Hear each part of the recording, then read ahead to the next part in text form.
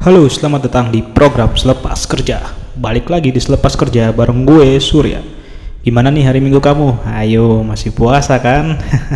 Masih kuat gak puasanya? Gitu, belum batal kan nih terjur? Oke, sesuai janji gue di tweet waktu itu di Twitter, walaupun sempat ke pending gara-gara Goto IPO ya kalau nggak salah ya. Terus gara-gara ada flexing trend flexing yang ditangkap tuh kayak si Indra Kents dan Doni Salmanan. Terus ada yang bermasalah juga kayak si siapa Juragan 99 sama si Putra Siregar kan. Nah, kali ini gue akan merealisasikan janji gue yang kemarin, oke. Gue bakal ngobrolin tentang asuransi ya. Sama kan kemarin tuh sempat heboh juga ya, asuransi unit link heboh banget karena banyak yang mengaku korban yang dirugikan oleh asuransi unit link. Kerugian tuh nggak cuman 1.000-2.000 perak, masalahnya sampai ratusan juta katanya gitu. Nah, kenapa sih asuransi unit link ini kok bermasalah mulu ya? Kayaknya jangan-jangan nih produk bodong lagi ini kan. Nah, oke, ini gue bakal ulas semuanya di sini. Apalagi OJK juga baru ngeluarin aturan terkait asuransi unit link, katanya biar untuk tidak mengulangi kejadian-kejadian yang kayak sebelumnya gitu. Gimana tuh ya gitu kan. Oke, gue akan jelasin semua itu di video kali ini. Nah, terus gue juga bakal jelasin juga buat lu yang bingung mau bikin asuransi gitu. Oke, yuk tonton video ini biar tercerahkan ya. Sebelum itu jangan lupa buat subscribe, like, komen, dan share video gue ini. Oke. Ingat nggak kasus unit link Prudensial Aksa Ayang heboh banget sampai nasabahnya datang ke kantor mereka dan menduduki kantor mereka di depannya dan demonstrasi minta uangnya dikembalikan gitu. Dan hebohnya katanya sampai sekarang sih, pasti beberapa kali lu akan lihat nasabah unit link kayak protes gitu sampai melaporkan kepada polisi dan sebagainya, sampai minta mediasi ke OJK gitu kan ya. Mereka semua ingin janji keuntungan yang ditawarkan saat itu bisa direalisasikan saat ini gitu. Kok bisa gitu ya? Kenapa bisa kompakan gitu kasus unit linknya? Emang apa sih masalah produk unit link ini? Oke, kita ulas dulu sebenarnya produk unit link ini apa sih gitu kan. Nah, kalau secara teorinya nih, ini produknya sempurna banget. Gimana nggak sempurna? Ini adalah produk hybrid antara asuransi dengan investasi. Wih, keren kan? Ibaratnya lu bisa meredam resiko yang tak terduga di masa depan, tapi tetap dapat cuan. Jelas, padahal dua hal ini adalah hal yang berlawanan, tapi lu bisa mendapatkan satu paket di unit link gitu. Cuma ya itu masalahnya, siapa yang sempurna kayak gitu sih gitu kan? Hanya Allah yang subhanahu wa ta'ala yang sempurna gitu. Itu unit link hanyalah produk buatan manusia. Asik, bijak gua. Jadi setelah dapat tawaran yang wah banget gitu, janji manisnya, ya ekspektasi orang langsung mikir produk unit link ini bisa nguntungin gue bisa dapat asuransi itu entah jiwa entah kesehatan, dan gue bisa dapat investasi yang cuan juga karena katanya ditaruh di pasar modal. Wow gitu kan, daripada gue cuma naruh di saham nggak dapat asuransi, dan ini dapat asuransi, keren kan gitu. Padahal nggak gitu. Nah, masalahnya lagi oknum marketing atau agen yang jual kadang asal-asalan jualanin, bukan asal-asalan sih, kayak ya ingin dapat konversi secepatnya, jadi mereka menjanjikan hal-hal yang sebenarnya nggak akan terjadi ke depannya gitu. Kenapa kok mereka semangat banget sih jualan unit link? Katanya fee unit link ini emang katanya gede banget, makanya diincar terus gitu dan menggiurkan nawarinnya. Ya cuman dari situ tawarannya jadi aneh-aneh. Gue pernah tuh kena di salah satu unit link, nggak sampai gue beli sih, gue cuma ditawarin doang waktu itu gitu. Jadi si agen, si FA-nya sini, FA di banknya ini, FA itu financial advisor-nya bilang, ini ada produk investasi pak gitu kan. Dia kasih simulasinya, wah indah banget nih, bapak udah investasi nanti bapak dapat bonus asuransi jiwa, jadi kalau bapak kenapa-napa, wah gue didoain kenapa-napa tuh kan. Iya, kalau bapak kenapa-napa ahli waris bisa dapat banyak banget, indah banget itu, gila tawarannya. Tapi gue curiga ini aneh nih gitu. Ya akhirnya gue tolak tuh, meski karena kan kantor banknya di bawah kantor gue yang lama ya. Jadi misalnya gue ke bank itu lagi, si mbak ini nawarin lagi, gimana mas, mau daftar nggak gitu kan ya. Gue tetap gue tolak gitu karena aneh gitu. Dan akhirnya ada teman gue juga yang ikutan, dan akhirnya dia cerita ya investasinya boncos, akhirnya dia tutup polis dalam kondisi rugi, kasihan deh gitu kan. Terus kenapa sih asuransi unit link bisa banyak masalah gitu ya? Oke, gue akan jelasin di bagian selanjutnya. Oke, gue jelasin nih, ini intinya adalah nih, asuransi dan investasi itu sebenarnya nggak pernah bisa disatukan. Mereka tuh nggak pernah berjodoh. Iya, mereka berlawanan gitu. Nah, masalahnya marketing financial advisor atau agen yang bilang asuransi unit link ini katanya bisa menguntungkan, itu salah besar gitu. Gue ketemu tuh sama salah satu agen asuransi yang bener nih kemarin nih, beberapa waktu lalu lah di tahun 2022 ini. Terus dia cerita tuh sebenarnya fungsi unit link tuh apa sih? Nah, gue bakal ceritain di sini. Jadi gue waktu itu gue kan ngontak si agen ini karena ingin daftar asuransi kesehatan ya, yang tradisional gitu. Jadi dia akhirnya datang ke rumah gue dan dia pertama lah dia ceritain lah, saya punya produk unit link asuransi kesehatan nih. Wah, gue langsung senyum dong. Waduh, kena lagi nih gue unit link nih. Oke, tapi dia jelasinnya beda sama yang sebelum-sebelumnya ternyata. Kalau yang sebelum-sebelumnya gue dijanjikan ini adalah investasi yang cuan dengan bonus asuransi jiwa. Ini enggak. Dia jelasin gini. Iya, jadi di sini produk asuransinya dia bilang optimal banget. Jadi ada dua produk. Pertama tuh yang produknya itu yang kita plafonnya tuh tidak terbatas. Jadi kalau kita sakit semuanya pasti ditanggung biayanya sama si asuransi ini. Gila enggak? Gitu. Terus yang satu lagi ya ada batasan plafonnya, standar asuransi kesehatan lah gitu kan ya. Ya, yang pertama ini memang kayaknya oke banget, cuman preminya mahal banget. Cuman kalau misalnya preminya yang ini mahal banget, gue bisa mengambil yang plafonnya terbatas inilah gitu, yang standar biasanya gitu kan. Nah, di situ dia jelasin, nah fiturnya ini si asuransi kesehatan ini premi asuransi tetap setiap tahunnya, beda dengan premi asuransi tradisional yang pasti bisa ada kenaikan di setiap gap umurnya, di setiap jenjang umurnya tuh. Misalnya gua dari umur 30 sampai 35, nanti di 35 36 tuh bakal ada kenaikan biaya premi gitu. Kalau yang ini enggak, ini tetap sama preminya terus-terusan gitu. Terus gue juga bisa cuti premi sementara ketika gue udah gak mampu lagi katanya, dengan ketentuan nanti bayar preminya make uang hasil investasi gue itu gitu. Jadi ya gue bakal tetap dapet fasilitas sampai si uang itu selesai gitu. Cuman gue agak lupa sih, dia bilang sampai uang itu selesai atau sampai umur 56 tahun apa gitu. Enggak sampai umur 99 tahun ya, karena ada juga yang bilang sampai umur 99 tahun itu kalau asuransi jiwa. Gila. Nah terus gimana dengan cuan investasinya gitu? Gede nggak dia bilangnya? Nah dia bilang di sini dia nggak menjanjikan ini bakal investasi yang unit link ini bakal bisa untung gede gitu. Cuman dia bilang, cuman nanti hasil dari investasi ini berapapun itu bisa gue pakai buat nutup kekurangan plafon gue gitu. Misalkan gue ngambil yang plafon yang terbatas, terus pas gue sakit ternyata nilai rumah sakitnya lebih gede daripada plafon yang ada nih. Nah gue bisa bayar sisanya tuh dari uang investasi itu gitu. Jadi gue nggak perlu ngeluarin uang lagi gitu. Jadi ibaratnya dengan pakai unit link dengan plafon terbatas, gue bisa tetap dapat fasilitas yang gue bisa ditanggung sampai semaksimal mungkin. Yang penting ada nilai investasinya. Jadi hasil investasi di unit link itu bukan untuk kita nikmatin sebagai cuan gitu, tapi untuk menutupi misalnya ada kekurangan biaya rumah sakit dan sebagainya lagi, untuk dibayarkan dengan uang investasi tersebut. Wah, gue langsung mikir, wah ini masuk akal nih penjelasan si agen nih, wah enak nih dijelasinnya gitu kan ya. Dan dia emang udah negesin ini untungnya nggak gede-gede banget gitu, kayak tadi gue bilang gitu. Nah terus gue ambil nggak? Gue sih tetap nggak dulu ya, karena dari plan gue emang pengen ambil yang tradisional nih. Kenapa?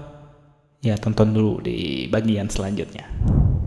Nah alasannya gue nggak ngambil si unit link yang plafon terbatas itu karena kan bayar preminya terus-terusan ya per bulan, yang juga hitungannya lumayan sih ya. Ibaratnya kan kita bayar untuk dua fitur kan, asuransi dan investasi, dengan fitur untuk cuti premi sama buat nutup biaya misalkan plafon yang nggak cukup gitu. Dan ya wajar itu lebih tinggi.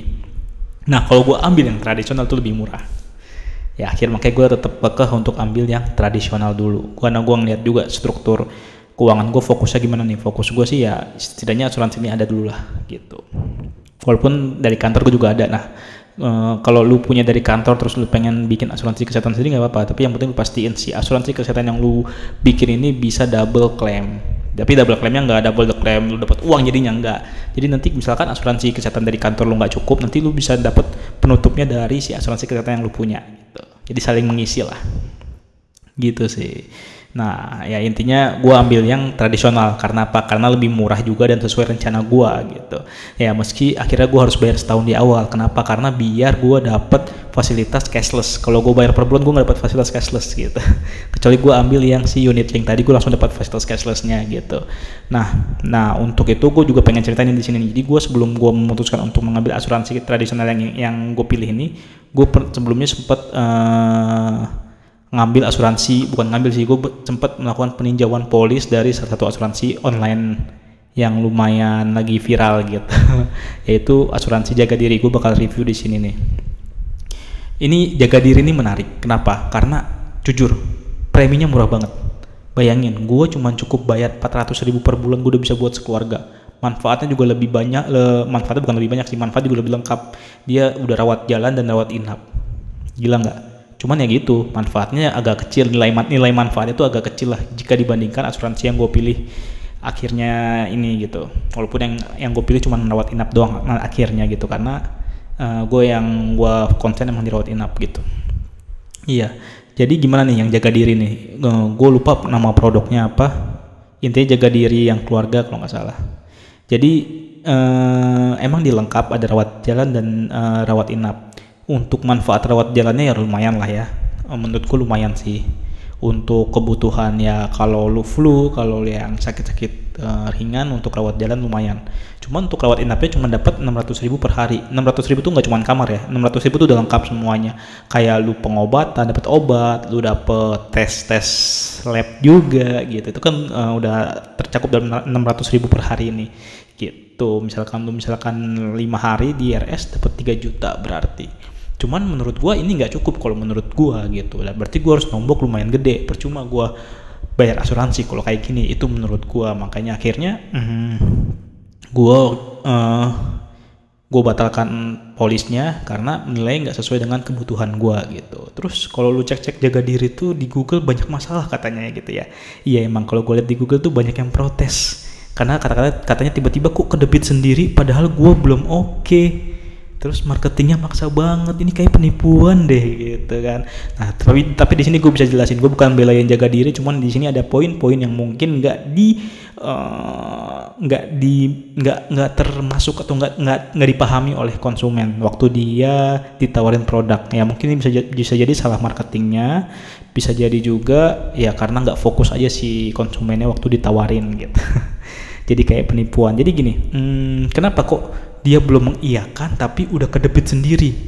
Masalahnya satu, karena dia menerima dikirimin polis.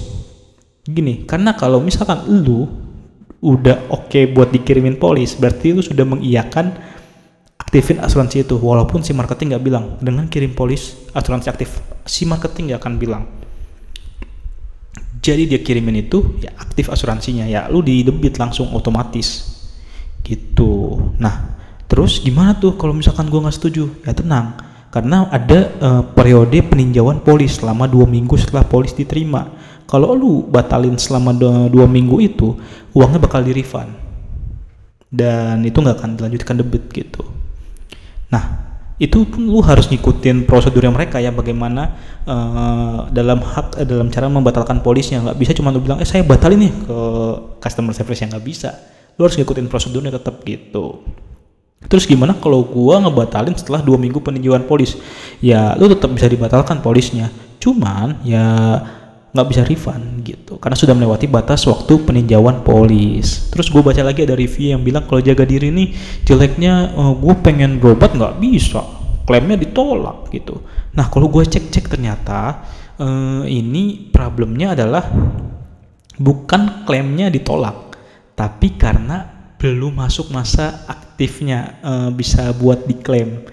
Jadi gini, karena kan asuransi itu misalkan kita daftar hari ini, kita nggak bisa langsung pakai hari ini. Itu kalau yang individu ya, itu lu ada waktunya.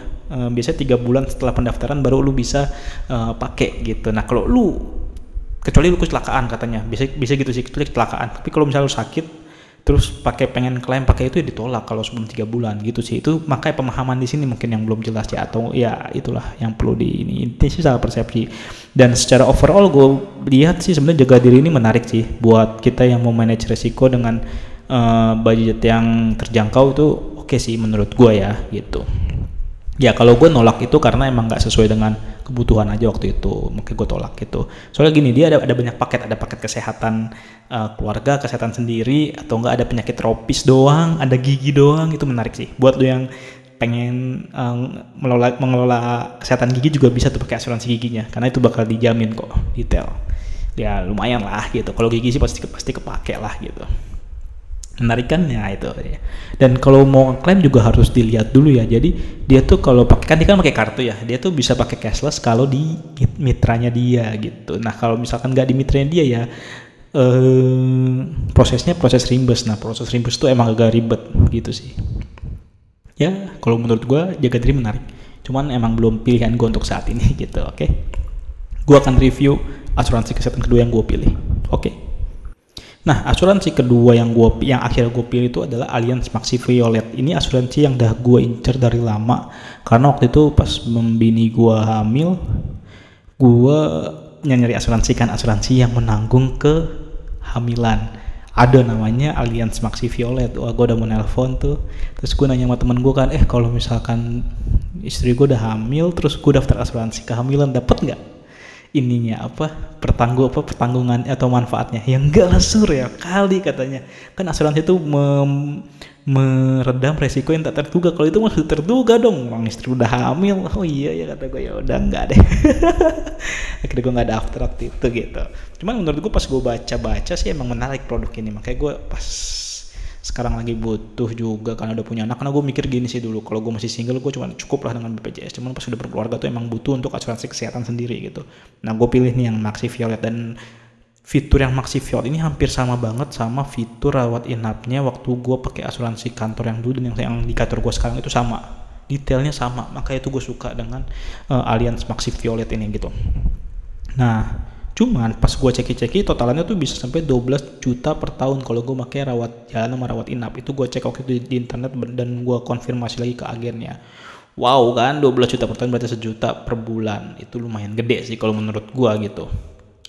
Tapi pas ketemu agennya itu bisa sih dipangkas. Kalau gue cuman fokus di rawat inap, itu bisa jadi 7 juta per tahun, tapi tanpa rawat jalan gitu, cuman rawat inap. Ya lumayan sih gitu, rawat inap doang, karena fasilitas manfaat rawat inapnya lumayan juga, kayak make asuransi kelompok juga dari budgetingnya gitu kan, dan detail banget dapetnya apa aja. Jauh lah kalau dibandingkan dengan jaga diri yang cuman satu fitur 600.000 untuk semuanya.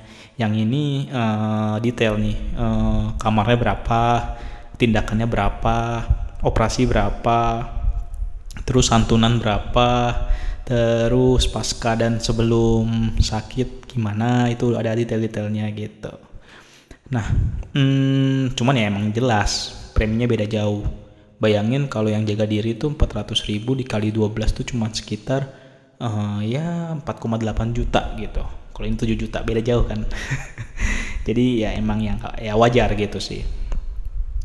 Cuman kalau gue nilai dengan gue ambil plan yang 7 juta per tahun udah cukup, terutama untuk gue tinggal di Solo gitu. Dari pengalaman gue mondok di RS Solo sih, misalkan gue kan ngambil yang kelas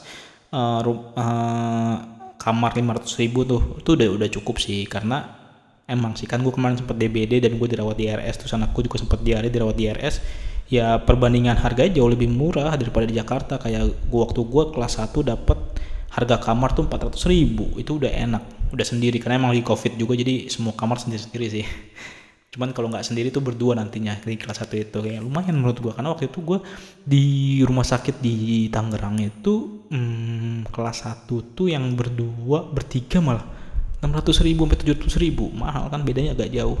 Dan anak gue yang VIP itu dapat 700.000. Itu udah enak banget, VIP yang nunggu dapat tempat tidur. Emang jadi ya pas tinggal di Solo sih cukup sih menurut gua gitu.